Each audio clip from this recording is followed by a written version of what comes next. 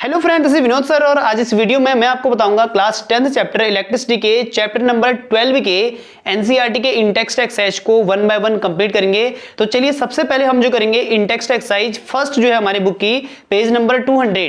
तो पहला क्वेश्चन है आपका इलेक्ट्रिक सर्किट क्या होता है, what does an electric circuit means कि इलेक्ट्रिक सर्किट क्या होता है। तो जो इलेक्ट्रिक सर्किट होता है आपका वो सिंपली एक क्लोज्ड एंड कंटिन्यूअस पाथ होता है जिसमें आपके क्या लगे होते हैं, सेल लगे होते हैं, दैट मींस कि रेजिस्टेंस भी लगा होता है, बल्ब लगे होते हैं ना, स्विच लगे होते हैं। क्लोज्ड और कंटिन्यूअस पाथ जो कि क्या होना चाहिए आपके कंडक्टिंग होना चाहिए, ऐसे पाथ को हम क्या बोलते हैं, इलेक्ट्रिक सर्किट बोलते हैं। तो लिखेंगे हम, देखो तो इसकी डेफिनेशन लिखेंगे, the continuous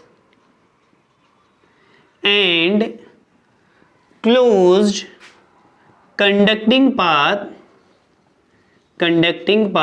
through which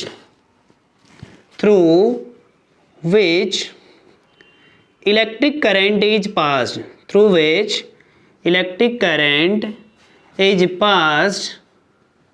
is called electric circuit। तो ये आपका इलेक्ट्रिक सर्किट डेफिनेशन है। आप चाहे तो इलेक्ट्रिक सर्किट का डायग्राम बनाकर भी दिखा सकते हैं। तो इलेक्ट्रिक सर्किट के डायग्राम के लिए क्या क्या चाहिए होता है, इलेक्ट्रिक बल्ब होना चाहिए, आपका सेल होना चाहिए, स्विच होना चाहिए, अमीटर होना चाहिए और वोल्टमीटर होना चाहिए। तो हम बनाएंगे, देखो ये हमारा क्या हो गया, एक बल्ब बना दिया, आपके दिन हम यहाँ पे कनेक्ट कर देते हैं एक अमीटर है ना, और एक बैटरी कनेक्ट कर दी भाई, या सेल भी लगा सकते हैं, सेल या बैटरी जो भी लगानी है आपको है ना, और यहाँ पर लगा देंगे एक स्विच। और इस तरीके से हमने इलेक्ट्रिक सर्किट को कंप्लीट कर दिया, कंडक्टिंग और क्लोज्ड पाथ जिसमें से इलेक्ट्रिक करंट क्या होगी, फ्लो होगी। यहाँ पर लगा दिया एक वोल्ट मीटर। अब इलेक्ट्रिक करंट की डायरेक्शन क्या बताई थी मैंने, इलेक्ट्रिक करंट हमेशा हायर पोटेंशियल से लोअर पोटेंशियल की ओर को फ्लो होता है, दैट मींस कि पॉजिटिव टू नेगेटिव क्या होता है, फ्लो होता है। तो ये आपका हो गया इलेक्ट्रिक सर्किट हो गया, क्लियर है। अब देखिए जो क्वेश्चन नंबर 2 है वो है हमारा डिफाइन यूनिट ऑफ करंट। पहले तो आप बताइए कि यूनिट ऑफ करंट क्या होता है। तो यूनिट ऑफ करंट जो होता है हमारा वो होता है एम्पियर, दैट मींस कि हमें करना है 1 एम्पियर को डिफाइन करना है। तो एम्पियर को कैसे डिफाइन करेंगे, देखो जब भी आपको 1 एम्पियर 1 वोल्ट या 1 वॉट जिसकी भी डेफिनेशन लिखने को आएगी तो देखो इस तरीके से लिखते हैं। सबसे पहले करंट का फॉर्मूला क्या होता है, I इक्वल टू होता है Q/T। दैट मीन्स कि इफ अगर मान लो Q इक्वल टू है 1 कूलम और T इक्वल टू है 1 सेकेंड है ना, तो मैं Q और T की वैल्यू को यहाँ रखूंगा तो मुझे यहाँ से क्या मिलेगा, I equal to 1 coulomb upon क्या मिलेगा भाई 1 सेकेंड। तो क्या आएगा 1 कूलम पर सेकेंड, और 1 कूलम पर सेकेंड को हम क्या बोलते हैं, 1 एम्पियर। तो हम डिफाइन कैसे करेंगे, देखो 1 एम्पियर को लिखेंगे कि इफ तो लिखेंगे देखो if 1 coulomb of charge, if 1 coulomb of charge flowing through a conductor for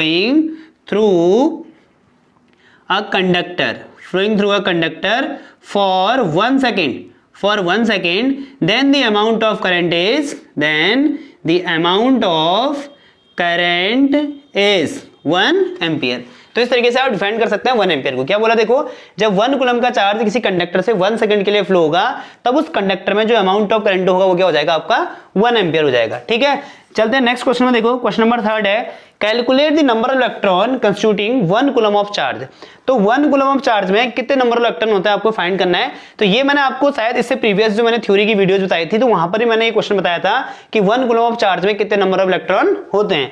देखो यहाँ पे कितने कूलम ऑफ चार्ज बोला है, 1। तो हमने क्वांटाइजेशन ऑफ चार्ज पढ़ रखा है, तो Q इक्वल टू क्या होता है, N इंटू E होता है एक फॉर्मूला। तो यहाँ पर देखो हमें N निकालना है, N को नंबर ऑफ इलेक्ट्रॉन बोलते हैं, तो N इक्वल टू क्या हो जाएगा, Q/E। Q कितना दिया है, 1 कूलम अपॉन E कितना होता है इलेक्ट्रॉन का चार्ज, 1.6 × 10⁻⁹। इसको ऊपर ले जाएंगे तो यहाँ देखो पॉइंट हटाऊंगा तो यहाँ पर क्या हो जाएगा, एक 0 10 हो जाएगा। तो 10/16 को डिवाइड करूंगा तो क्या आएगा 0.625 × 10 की पावर क्या आ जाएगा भाई 19 को ऊपर ले जाएंगे तो प्लस का 19 हो जाएंगे। जब भी आप पावर को ऊपर नीचे एक्सचेंज करेंगे, अगर नीचे माइनस है ऊपर जाएगा क्या हो जाएगा प्लस, अगर ऊपर प्लस में होता है नीचे लाते क्या हो जाता माइनस का। अब इस पॉइंट को यहाँ से यहाँ बढ़ाऊंगा मैं 6 के पास तो क्या हो जाएगा 6.25 × 10 की पावर क्या हो जाएगा 18 इलेक्ट्रॉन्स हो जाएंगे। तो 1 कूलम ऑफ चार्ज में कितने इलेक्ट्रॉन होते हैं, 6.25 × 10 की पावर 18 इलेक्ट्रॉन होते हैं। ठीक है, तो ये आपके पहली जो इंटेक्स्ट एक्सरसाइज है उसी क्वेश्चन क्या हो गए, कंप्लीट हो गए। नोट कीजिए इसको। नेक्स्ट में पढ़ेंगे सेकंड इंटेक्स्ट एक्सरसाइज जो कि एनसीईआरटी की पेज नंबर है 202 में, और जो हमारे 12.2 हो जाएगी, और जिसमें हमारा जो पहला क्वेश्चन है वो है name a device that help to maintain a potential difference across a conductor. That means कि उस डिवाइस का नाम बताइए जो किसी कंडक्टर के अक्रॉस पोटेंशियल डिफरेंस को मेंटेन करता है। तो किसी कंडक्टर के अक्रॉस पोटेंशियल डिफरेंस जो डिवाइस मेंटेन करता है वो होते हैं हमारी बैटरी। ठीक है, और बैटरी क्या होती है, बैटरी होती है हमारे सेलों का कॉम्बिनेशन को हम क्या बोलते हैं, बैटरी बोलते हैं। तो इसका आंसर क्या हो जाएगा, बैटरी। ठीक है भाई, a group of cell, a group of cell या combination of cell is called battery. आप चाहते हो यहाँ पे डायग्राम बना सकते हो, देखो ये plus minus plus minus plus minus, तो ये आपका क्या हो जाएगा, ये आपका क्या बन गया, एक बैटरी बन गई। तो किसी कंडक्टर के अक्रॉस पोटेंशियल डिफरेंस को मेंटेन करने वाले डिवाइस का नाम क्या होता है, हमारा बैटरी। आप चाहे तो सेल भी लिख सकते हैं, बट बैटरी ज्यादा बेटर रहेगा, ठीक है। नेक्स्ट में आएगा हमारा जो क्वेश्चन नंबर सेकंड है, what is meant by saying that potential difference between 2 points is 1 volt। That means कि आपको ये बताना है कि 1 वोल्ट की डेफिनेशन बतानी है कि 1 वोल्ट क्या होता है। देखो वोल्ट किसकी डेफिनेशन होती है, पोटेंशियल डिफरेंस की, और पोटेंशियल डिफरेंस का फॉर्मूला क्या बताया था मैंने पहले, V = W क्या होता है, Q। दैट मींस कि इफ अगर मान लो W = 1 joule and Q = 1 coulomb मान लें, तो यहां पर क्या आ जाएगा, देखो V इक्वल टू हो जाएगा 1 जूल अपॉन क्या आ जाएगा 1 कूलम, और 1 जूल अपॉन 1 कूलम क्या आ जाएगा भाई 1 जूल पर कूलम, और जूल पर कूलम को हम क्या बोलते हैं, वोल्ट बोलते हैं। दैट मींस क्या आ गया 1 वोल्ट। तो 1 वोल्ट की डेफिनेशन क्या हो जाएगी, आप बोलेंगे जब 1 कूलम के चार्ज को 2 पॉइंट के बीच ले जाने में 1 जूल का वर्क डन करना पड़ता है, तब जो पोटेंशियल डिफरेंस होगा हमारा वो क्या हो जाएगा 1 वोल्ट का हो जाएगा। तो कैसे डिफाइन करेंगे, if 1 joule of work is done to moving a 1 coulomb of charge between 2 points, then the potential difference between 2 points is 1 volt। क्या लिखेंगे, देखो दोबारा रिपीट कर रहा हूं, if 1 joule of work is done to moving a 1 coulomb of charge between 2 points of a conductor, then the potential difference across the conductor is 1 volt। ठीक है, मैं यहां पर लिख दे रहा हूं, if 1 joule of work is done to moving a 1 coulomb of charge between 2 points, then potential difference between 2 points of the conductor is 1 volt। तो आप ऐसे कंप्लीट कर लीजिएगा, क्लियर है। If 1 joule of work is done to moving a 1 coulomb of charge between 2 points, then the potential difference across the conductor between these 2 points is 1 volt। Clear है।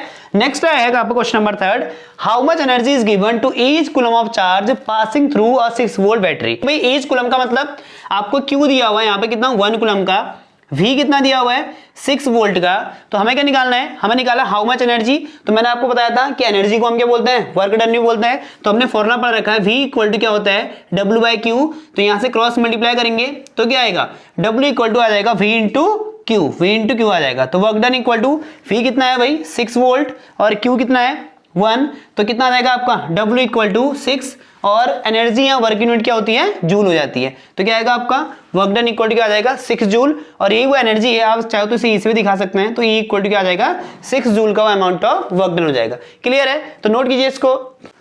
Next हम करेंगे in-text exercise third, जो कि हमारे page number 209 में, और जिसका पहला क्वेश्चन है, on what factor does the resistance of a conductor depends.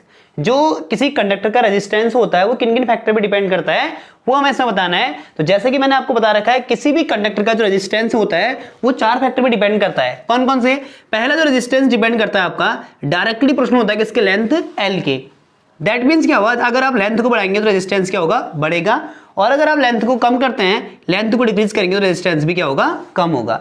Second जो फैक्टर है आपका रेजिस्टेंस इनवर्सली प्रश्न होता है किसके, एरिया के या थिकनेस ऑफ वायर की बोल सकते हैं इसको, कि जो रेजिस्टेंस होता है वो एरिया ऑफ क्रॉस सेक्शन क्या होता है, इनवर्सली प्रोपोर्शनल होता है। दैट मीन्स कि अगर आप एरिया को बढ़ाएंगे, दैट मीन्स कि अगर आप थिक वायर लेंगे तो रेजिस्टेंस क्या होगा आपका, कम हो जाएगा, और अगर आप एरिया को कम करेंगे तो रेजिस्टेंस क्या होगा, बढ़ जाएगा। मतलब पतला अगर आप वायर लेंगे तो रेजिस्टेंस की वैल्यू क्या होगी, बढ़ जाएगी। क्योंकि देखो इनवर्सली में क्या होता है, एक चीज बढ़ती है तो एक चीज क्या होती है, डिक्रीज होती है। थर्ड जो फैक्टर है आपका, जो रेजिस्टेंस है वो डिपेंड करता है किस पे, नेचर ऑफ मटेरियल पे। दैट मीन्स कि अलग अलग मटेरियल के लिए रेजिस्टेंस की वैल्यू क्या होती है, अलग अलग होती है। क्लियर। और जो फोर्थ फैक्टर आएगा आपका, रेजिस्टेंस डिपेंड करता है आपका टेम्परेचर ऑफ कंडक्टर पे। किस पे डिपेंड करता है, टेम्परेचर ऑफ कंडक्टर पे या टेम्परेचर ऑफ मटेरियल बोल सकते हैं। दैट मीन्स कि कंडक्टर में क्या होता है, देखो जब भी आप कंडक्टर के लिए टेम्परेचर को बढ़ाएंगे रेजिस्टेंस की वैल्यू क्या होती है, बढ़ते जाती है। तो जो ये 4 फैक्टर हैं इन पे करता है रेजिस्टेंस किसी कंडक्टर का डिपेंड करता है। क्लियर है। अगर आप चाहे तो यहां से इन दोनों को मिलाएंगे तो आप यहां पर ये भी लिख सकते हैं, R इक्वल टू क्या आएगा आपका, जब इनको मिलाता है तो क्या आता है, रो इंटू L/A आता है, जहां पर रो क्या होती है, रेजिस्टिविटी ऑफ मटेरियल होती है। क्लियर है। नेक्स्ट क्वेश्चन देखेंगे, question number 2, will the current flow more easily through a thick wire और thin wire of same material when connected to same source why. That means कि जो current है वो मोर easily flow होगा, किस में से, थिक वायर से मोर इजिली फ्लो होगा या थिन वायर से मोर इजिली फ्लो होगा। तो आप समझ गए होगे इस क्वेश्चन को देख के कि किससे इजिली फ्लो होगा। तो जो करंट हो, देखो जो रेजिस्टेंस होता है हमारा वो इनवर्सली प्रोपोर्शनल होता है किसके, 1/a के। दैट मीन्स कि अगर वायर थिक हुआ तो उसकी एरिया ज्यादा होगी, और अगर एरिया ज्यादा होती है तो ये बताया मैंने, अगर एरिया ज्यादा हुई तो रेजिस्टेंस क्या होगा भाई, रेजिस्टेंस कम हो जाएगा, और रेजिस्टेंस अगर कम होगा तो करंट क्या होगा, इजीली क्या होगा, फ्लो हो जाएगा, आराम से फ्लो होगा। सेम है अगर मैं थिन वायर लूं, भाई थिन वायर का मतलब पतला वायर, उसके लिए एरिया क्या हो जाएगी भाई, एरिया जो जाएगी उसके लिए कम हो जाएगी, और एरिया कम होगी तो रेजिस्टेंस क्या होगा, बढ़ जाएगा, और रेजिस्टेंस अगर बढ़ेगा तो उसमें से इजीली करंट फ्लो होगा, नहीं होगा, उसमें से करंट इजीली फ्लो नहीं होगा। इसलिए जो करंट फ्लो होगा आपका वो किससे इजीली फ्लो होगा, थिक वायर से इजीली फ्लो होगा। फिर लिखा भी कि when connected to same source. समझ में आ गया ना रीजन। नेक्स्ट है question number third. Question number third क्या बोल रहा है कि जो रेजिस्टेंस है आपका वो रखना है, कांस्टेंट रखना है, और पोटेंशियल डिफरेंस जो कंडक्टर के अक्रॉस लगा रखा है उसको हाफ करना है उसकी पहले की वैल्यू के। तो बोल रहा है कि करंट में क्या चेंज होगा, करंट में क्या चेंज आएगा। तो देखो हमने ओम्स लॉ पढ़ा है, आई इक्वल टू क्या होता है भाई, V अपॉन क्या होता है आर, ये हमारा ओम्स लॉ से हो गया I equal to V upon R. ये तो आपका पहले वाला केस हो गया। अब केस 2 में दिया है आई इक्वल टू, आपको पोटेंशियल डिफरेंस को हाफ करना है पहले की वैल्यू के, पहले V था, ठीक है, तो कितना हो जाएगा भाई V/2, और रेजिस्टेंस क्या रखना है, सेम रखना है, तो R रहेगा। तो मैं इसको कैसे लिख सकता हूं, देखो I इक्वल टू क्या आ जाएगा 1/2 इंटू क्या आ जाएगा V अपॉन आर। तो यहाँ पर देखो V अपॉन आर किसकी वैल्यू है, पहले जो करंट था इसको I डैश मान लीजिए, इसको मैं क्या मान सकता हूँ I डैश मान लिया। तो V अपॉन आर किसकी वैल्यू है भाई, करंट की वैल्यू। तो क्या हो जाएगा I dash equal to 1/2 into I। That means कि जो करंट है आपका वो पहली वाली वैल्यू का क्या हो जाएगा, हाफ हो जाएगा। करंट क्या हो जाएगा आपका, पहली वाली वैल्यू का क्या हो जाएगा, हाफ हो जाएगा। ये इसका करेक्ट आंसर होगा। क्लियर है, नोट कीजिए इसको। नेक्स्ट क्वेश्चन नंबर 4 देखते हैं कि why are coils of electric toaster and electric iron made of an alloy rather than pure metal. That means कि इस क्वेश्चन में हमें गिवन है कि इलेक्ट्रिक आयरन और इलेक्ट्रिक टोस्टर जो बनाए जाते हैं वो एलॉय के क्यों बनाए जाते हैं जबकि प्योर मेटल के क्यों नहीं बनाए जाते हैं। देखो इसके दो रीजन है।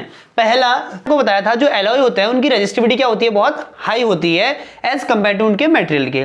दूसरा रीजन ये हुआ कि ये जो एलॉय हैं ये बहुत हाई टेम्परेचर पे क्या होती है, ऑक्सीडाइज नहीं होती हैं। तो इसके लिए हमारे दो रीजन होते हैं। पहला कि इनकी जो रेजिस्टिविटी होती है, रेजिस्टिविटी होती है इनकी क्या होती है, बहुत हाई होती है।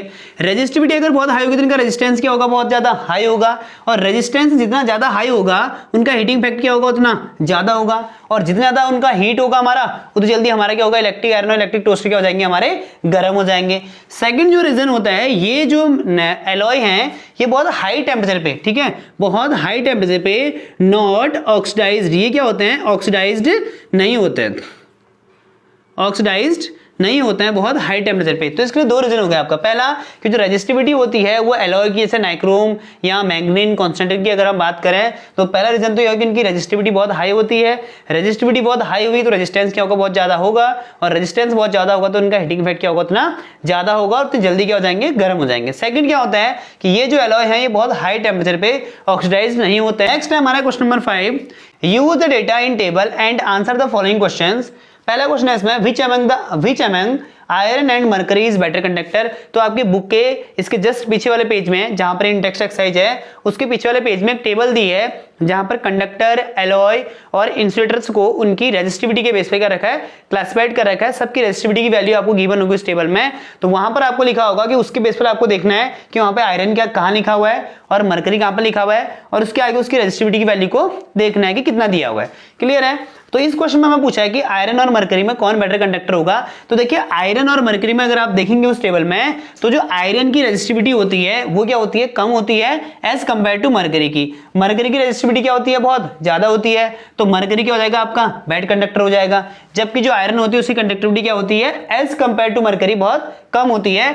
इसलिए जो आयरन है हमारा वो क्या हो जाएगा, हमारा बेस्ट कंडक्टर हो जाएगा। तो ये आयरन का मतलब Fe, ठीक है भाई। बेस्ट कंडक्टर क्यों हुआ, क्योंकि the resistivity of iron is less than या lower than as compare to mercury. Clear है। सेकंड क्वेश्चन है उसी टेबल से देख के आपको बताना है कि which material is best conductor. तो उस टेबल के डेटा को देखो आपको पता लगाना है कि सबसे कम रेजिस्टिविटी किसकी है। देखो भाई जिसकी सबसे कम रेजिस्टिविटी होगी तो उसका रेजिस्टेंस भी सबसे कम होगा, और जिसका रेजिस्टेंस सबसे कम होगा वो क्या हो जाएगा, हमारा बेस्ट कंडक्टर हो जाएगा। तो उस टेबल में सबसे कम रेजिस्टिविटी दी है वो दी है हमें किसकी, सिल्वर की। किसकी दी है, सिल्वर की दी है, जो कि होती है हमारी कितनी 1.6 × 10⁻⁻8 ओम मीटर। ठीक है। तो तो ये आपको सिल्वर की उस टेबल में रेजिस्टिविटी दी होगी जो कि सबसे कम होती है। जिसकी रेजिस्टिविटी सबसे कम हुई तो उसका रेजिस्टेंस क्या हुआ, सबसे कम, और जिसका रेजिस्टेंस सबसे कम हुआ उसमें से करंट क्या होगा, इजीली फ्लो हो जाएगा, और जिसमें से करंट इजीली फ्लो हो जाएगा वो क्या हो जाएंगे, हमारे बेस्ट कंडक्टर हो जाएंगे। तो इससे सिल्वर क्या होगा, आपका बेस्ट कंडक्टर होगा उस टेबल के बेस पर। क्लियर है? तो होप आपको ये तीनों टेक्स्ट एक्सरसाइज इजीली समझ में आ गए होंगे। तो अगर आपको वीडियो पसंद आई तो वीडियो को लाइक, शेयर और सब्सक्राइब कीजिएगा। मिलते हैं नेक्स्ट वीडियो में, तब तक के लिए बाय बाय।